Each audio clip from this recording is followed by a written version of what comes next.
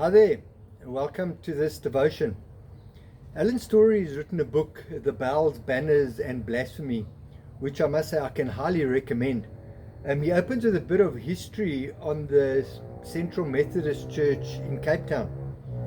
He says in the early 1800s, Reverend Shaw landed in Cape Town and was appointed to be the minister of the local Methodist Church. In those days, you could not preach without the permission from the governor, and then the governor was Simon van der Stel. So Reverend Shaw went to meet with the governor to introduce himself, of course, and at the same time to get permission to preach. There was just one small problem with this permission that he was seeking. The Methodist Church and Methodists were very vocal in their opposition to slavery, and the colony used slavery to continue with their preferred lifestyle. Needless to say, permission was not granted. After not being granted the permission, Reverend Shaw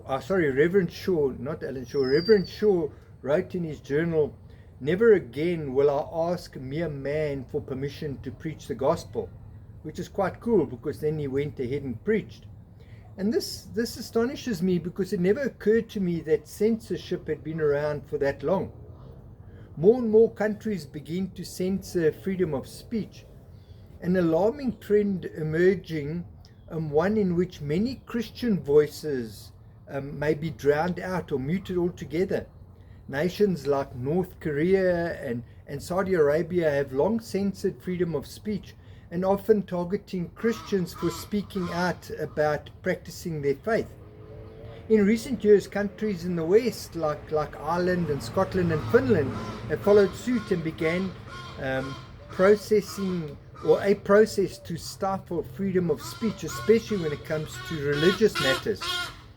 Alan Story tells the story of a sermon that he preached at the Central Methodist Church in Cape Town about rape. He ended the sermon reading a poem written by the rape victim. His sermon was aired on public radio, but parts of the sermon was cut out. And it was cut out because the rapist was our then president. Censorship still takes place in our country.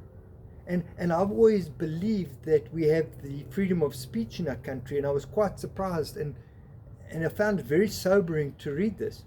Matthew ends his gospel off with what we referred to the Great Commission, where Matthew records that Jesus instructs the disciples to take the gospel, this gospel of good news, this gospel of love to all nations. And now, wow, what a good job they did. We believe as Christians that we have the same commission. But do we? Do we share the gospel with people around us?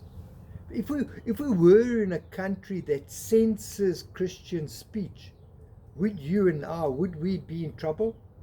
Or could you think of anything that you've done or said recently, in the last month or so, that would get you censored?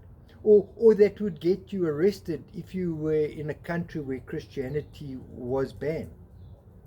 Which is quite a sobering thought to ponder over. And I hope that you would share the gospel of our Lord Jesus Christ in your behavior, in your speech, and in the way you spend your resources. I hope that I have the courage to express the love of Jesus in my behavior, in my speech, and in the way I share my resources.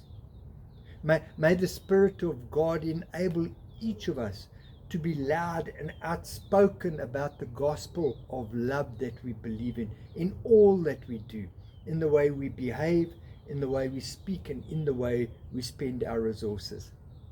Till we meet again, God bless.